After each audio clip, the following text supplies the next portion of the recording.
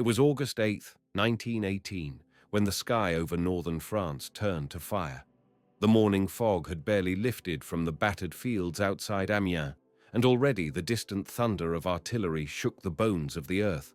Among the thousand shadows moving quietly through the mist was Captain Elias Hart, 32, lean, hardened by years of blood and mud, and trusted with a mission that would either turn the tide of the war or drown them all in it. He wasn't famous, not yet, but to the men in his unit, ragged souls from Britain, Canada, and Australia, he was the one you followed when hell opened its doors.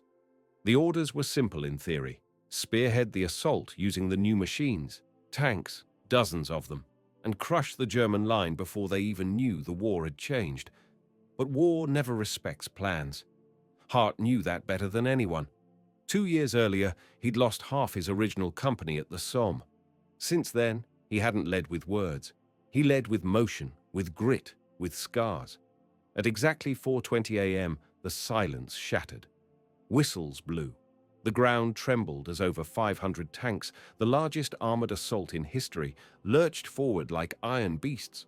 Hart ran ahead of them, boots pounding wet earth, rifles strapped across his back, shouting to his squad over the roar. "Keep low! Keep moving! Don't look back!" By his side was Private Collins, just 18, face pale beneath a filthy helmet, eyes wide with the terror of first blood. Hart didn't have time for sympathy. "Stay with me, son. You'll see the sunrise." But the German defenses were deep. Miles of trenches, reinforced machine gun nests, artillery hidden like wolves in the woods. As the tanks clattered through wire and crater, Hart spotted the flare, green signal, enemy gunners in the ridge. Without hesitation, he grabbed the field radio from the dead hands of a fallen signalman.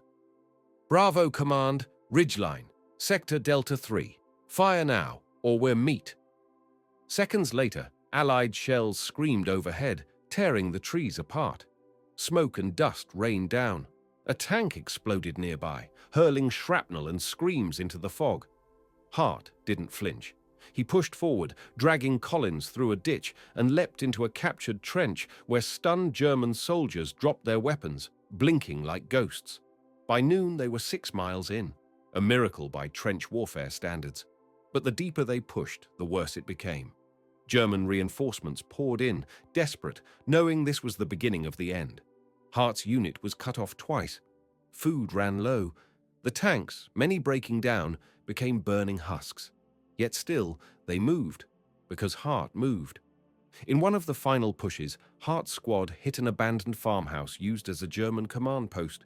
Inside, they found plans, real ones, maps showing retreat routes, supply shortages, and coded orders that hinted at something worse: chemical retaliation. Hart knew if the documents didn't make it to command, thousands more would die in days. So he made a call. He stayed behind with just 3 men, holding the position for 6 hours against wave after wave of counterattacks. Grenades fell like hail. Bullets chewed through walls.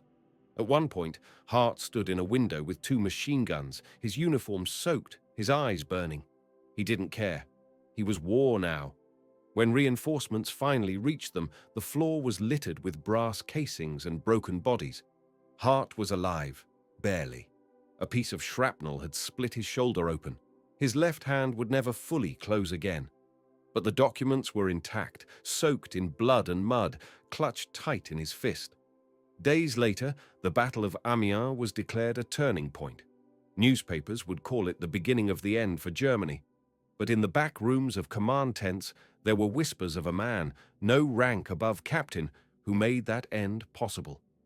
Captain Elias Hart never asked for medals. He never gave interviews. He returned home with a cane and a silence deeper than words. But for the men who survived that battlefield, for the ones who saw what it meant to face death and charge anyway, he was legend, not the kind made of statues, the kind made of scars.